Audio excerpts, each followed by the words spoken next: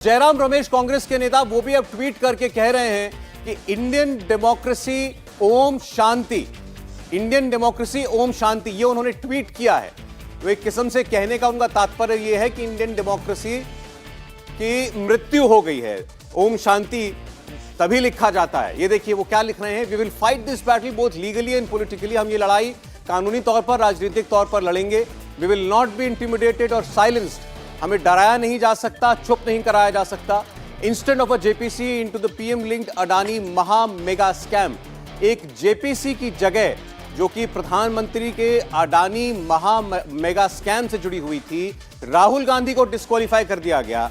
इसके आगे वो लिखते हैं भारतीय लोकतंत्र ओम शांति। अब आप इसका तात्पर्य निकालिए, जयराम रमेश क्या कहना चाह रहे हैं कि भारत में लोकतंत्र खत्म हो गया, जो राहुल गांधी पहले ही डिक्लेयर कर चुके हैं विदेश में जाकर के कि भारत में लोकतंत्र नहीं बचा है। लेकिन अब सवाल यह है कि राहुल गांधी का आगे क्या होगा। राहुल गांधी की लोकसभा की सदस्यता फिलहाल फौरी तौर पर तो जा चुकी है, इसकी सूचना उन्हें मिल चुकी है।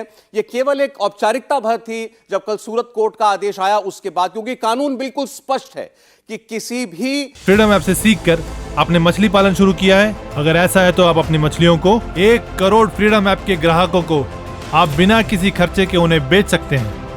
निर्वाचित सदस्य को अगर 2 साल या उससे ज्यादा की सजा कोई भी अदालत सुनाती है तो वो उसी क्षण से अपनी सदस्यता खो देता है। इसके बाद वो ऊपरी अदालत में उस आदेश को चुनौती दे सकता है, लेकिन तब तक वो किसी भी सदन का सदस्य नहीं रहेगा। इतना ही नहीं, जब तक उसकी कन्विक्शन वापस नहीं हो जाती, यानी जब तक पूरा फैसला पलट नहीं देता, ऊपरी अदालत फैसले को पलट नहीं देती है, तब तक वो अगले 6 वर्ष तक चुनाव भी नहीं लड़ सकते। यानी अभी अगर राहुल गांधी को किसी ऊपरी अदालत से रिलीफ नहीं मिलता तो आज की परिस्थिति में राहुल गांधी अगले 2 वर्ष और उसके ऊपर अगले 6 वर्ष, यानी आज से लेकर के अगले 8 साल तक कोई चुनाव नहीं लड़ सकते। यानी आज की तारीख में अगर यही परिस्थिति आगे बरकरार रहती है तो 2024 और अगले 5 साल और जोड़ लीजिए आप, उसमें 2029 तक के चुनाव तक पर बात बनी हुई है राहुल गांधी के इलेक्शन पर। तो यह परिस्थिति फिलहाल है राहुल गांधी के लिए बड़े संकट का समय जो है इस वक्त है। अब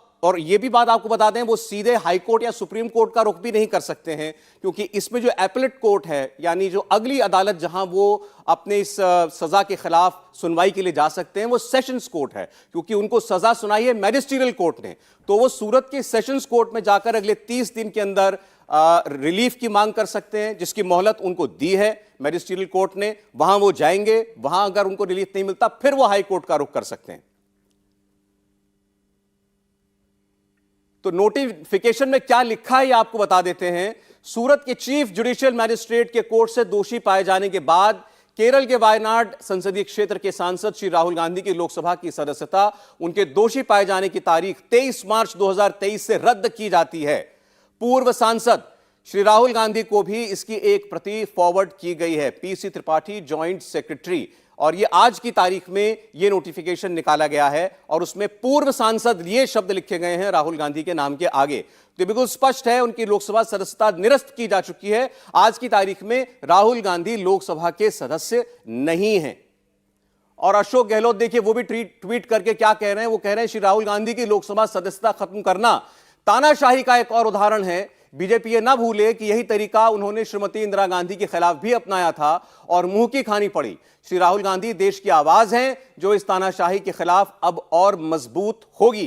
कांग्रेस के नेता बार बार राहुल गांधी की सदस्यता, राहुल गांधी को जो सजा मिली उसके खिलाफ तानाशाही जैसे शब्दों का इस्तेमाल कर रहे हैं। लेकिन प्राची, बार बार एक चीज हम इस चर्चा के दौरान हमें लानी चाहिए जो कांग्रेस के नेता नहीं बता रहे हैं, वो ये आदेश अदालत का है। राहुल गांधी को सजा किसी सरकार ने नहीं, देश की एक अदालत ने दी है। और जहां तक अशोक गहलोत के फ्रीडम ऐप से सीखकर आपने मछली पालन शुरू किया है? अगर ऐसा है तो आप अपनी मछलियों को 1 करोड़ फ्रीडम ऐप के ग्राहकों को आप बिना किसी खर्चे के उन्हें बेच सकते हैं। ट्वीट का सवाल है, स्वर्गीय इंदिरा गांधी को जो सजा मिली थी वो भी अदालत ने दी थी, उसके बाद जिसकी फलस्वरूप उन्होंने इमरजेंसी लगाई, वो पूरा प्रकरण हमारे सामने है। ये अदालती फैसलों को तानाशाही फैसला कहना, यह भी लोगों को जानना चाहिए।